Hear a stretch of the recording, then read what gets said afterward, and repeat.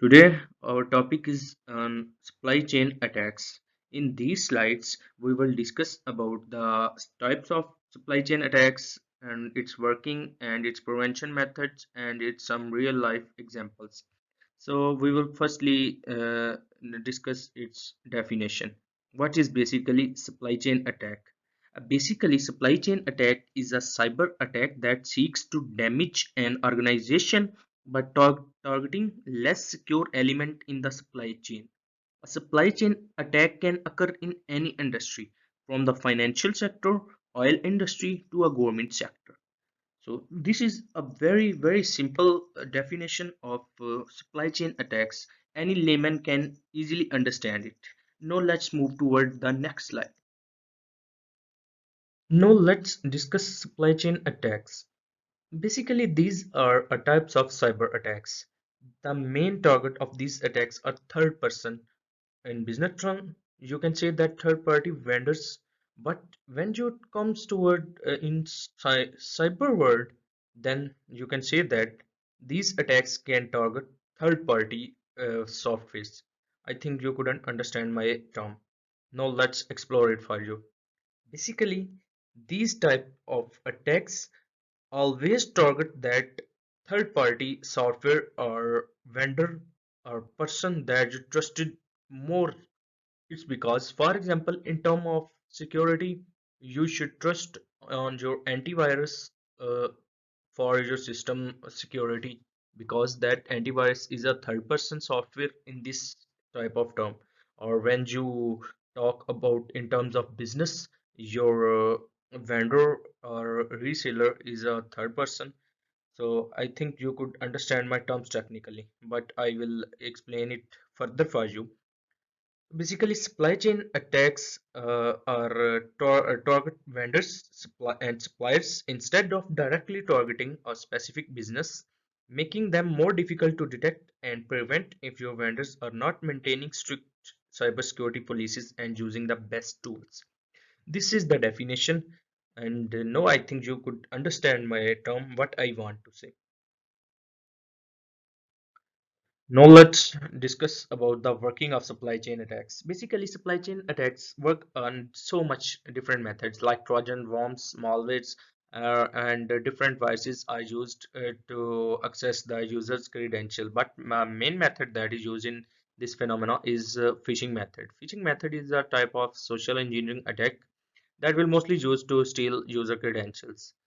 So when we talk about supply chain attack working, basically mostly in hardware supply chain attacks, we will use especially a software named keylogger in our USBs, and we simply need to attach that USB to our system.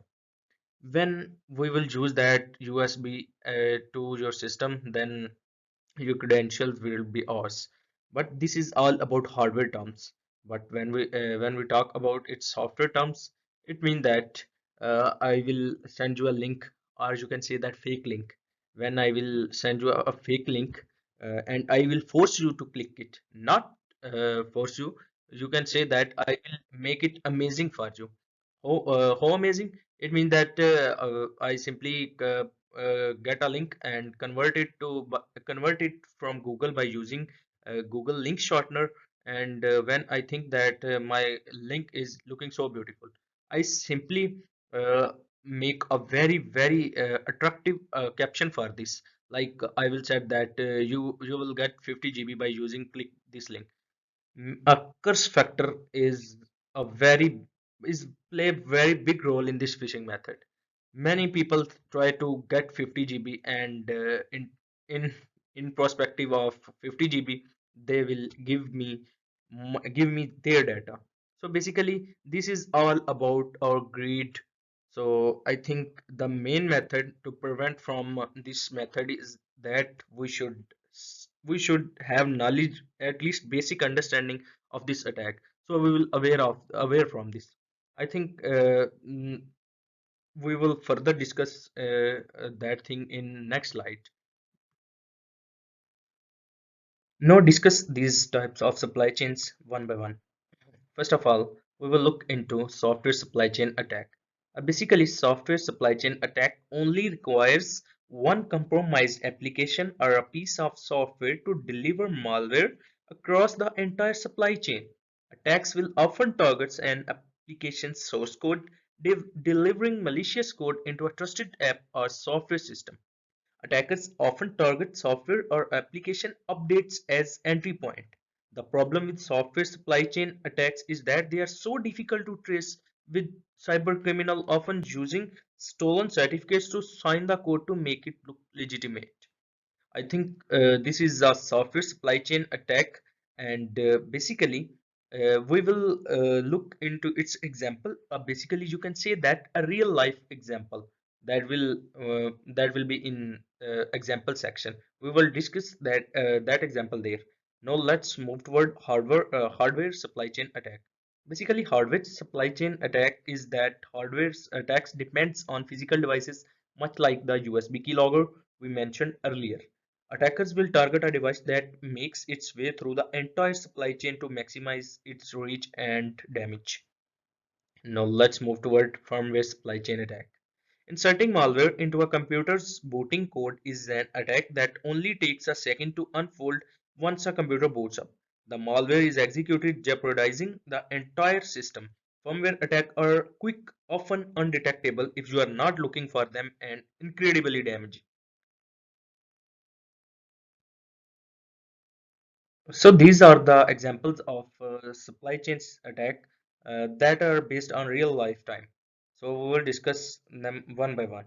So first of all, we will talk about CETA. The CETA data breach is estimated to have exposed more than 580,000 records from Malaysia Airlines frequent flyer program.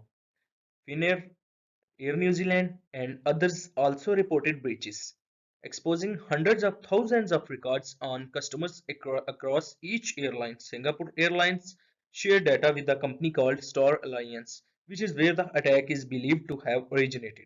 From there, it spread across the entire supply chain. So this is an incident that occur in past. Uh, this is basically a software-based attack, and then next move toward password state. What is password state? Basically, password state is an event that recently happened. We will firstly look into it. A supply chain attack was recently announced by Click Studios, the creators of Password State, which is based in Australia. According to reports, an attacker gained access to Password State's update server, which is hosted on a third-party CDN. Any customer who updated their software during that time period likely downloaded the malicious software DLL. The malicious software was able to decrypt all of the stored data in the customer's SQL database using encryption keys hosted on the web server's file system. Since password state software does not use client-side encryption, the attacker was able to decrypt the entire database and exfiltered the plain text data to the attacker's server.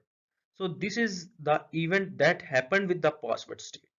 So I think we will move toward the last event, solar wind, which we'll mention in our assignment. That is the most, you can say that the most largest data breach ever in our history. Basically, in perhaps one of the largest data breaches it will be ever. The IT company SolarWinds was the victim of a supply chain malware attack delivered through the company's own server during a software update. This attack affected the US Treasury Department, the US Department of Defense, and many more. Remember one thing, basically in all types of attacks, one thing is common. When will someone attack on our system, and any person who tries to update or modify their system, they will be compromised. I think in that scenario, they will try to prevent it. And I think that's an also example, or you can say that that's an also lesson for us. When will a new update arrive in market? We should not try that till it will be. You can say that it will be past the testing phase and so much, and so many phases like penetrating phase. And when it will passes all these phases, then we will further check it. So I think this description is enough for this slide. Now let's move toward the next. And this slide is all about how we will get rid of this risk, or how we will move that risk level from very higher to lower, or you can say that from top to bottom. Basically, six methods, you can say that six approaches that are we will use to bring that risk level to lower. So basically, first one is invest in SOC. Basically, SOC stands for Security Operations Center. Uh, it's not only Security Operations Center. We will invest in Security Operations Center analysts. These are basically IT professionals that will look closely at our business cybersecurity infrastructure to identify and problems or missing protection. They will also react to threats, analyze the effects of any attacks, and work to improve your system. I think today in this digital era, we will need them, and not only for business level, we will also need for our personal use. These cyber analysts are very helpful for us. Now let's move toward the next point. And in next point, we will use an enterprise password management platform. Uh, for example, I will describe it with the help of example. You can listen about Norton. Norton is basically a security as password manager, or you can say that it have so much features. Like it also behaves as antivirus. It will help us to identify the good or bad link. Basically, the main function that we will get from Norton is that it is basically a password management tool. We will always try to use that password tool, which will help us to identify the vulnerabilities in our system. So basically, these tools helps prevent supply chain attacks by giving IT administrators complete visibility into employee password practices, as well as the ability to enforce password security rules company-wide. And next one is deploy a fake attack with red team and blue teams. Your red teams will create a fake attack in order to mimic a live threat, and the blue team will react to it. This can help you identify how threat operates and whether or not your current cybersecurity model is enough to stop an active threat. This is basically, you can say that when we will try or launch any cybersecurity model, this is you can say that a behind the step. It's one step behind the original one. We will have two we will make two teams for you can say that in our model. One is red team and other one is blue team. The main purpose of red team is to destroy or damage that system as much as he can. Uh, this is just you can note remember it in your mind that this is a basically training, or you can say that a testing procedure, while the our blue team try to prevent or stop the red team.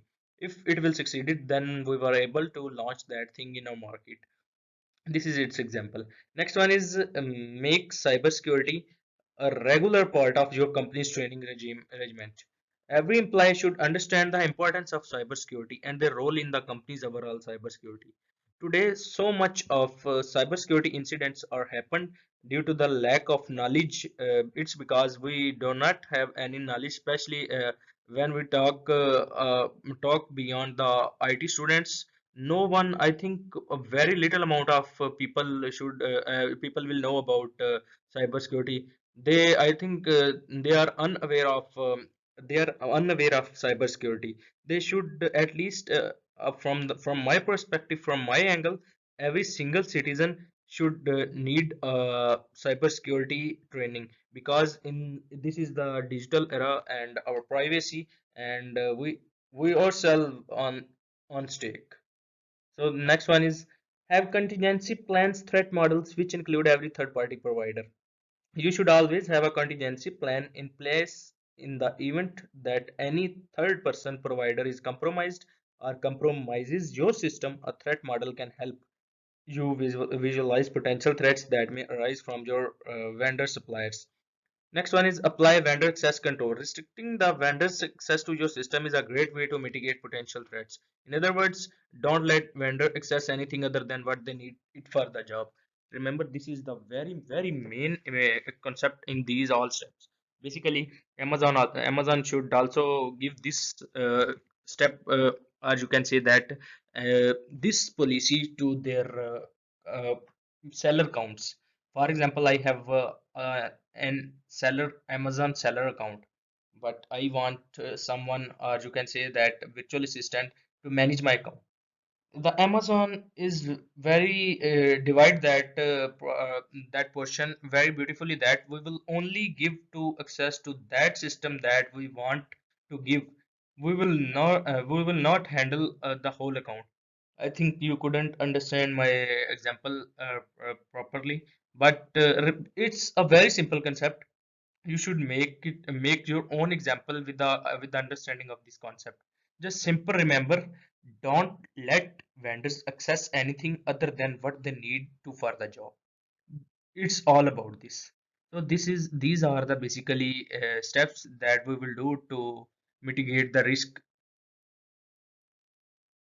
And this slide is very basic, and there are so much basic terms used in these slides. I think these points are very simple, and every member of our organization should be well aware of this. We should protect our data because today in this digital era, data is our, you can say that data is our money. Our data works like money. In digital world, data will be selling like gold. People sell data and they will earn money. So that's why data, you couldn't compromise your data. Data is most important in this digital era. Then next one is avoid pop-ups, unknown emails.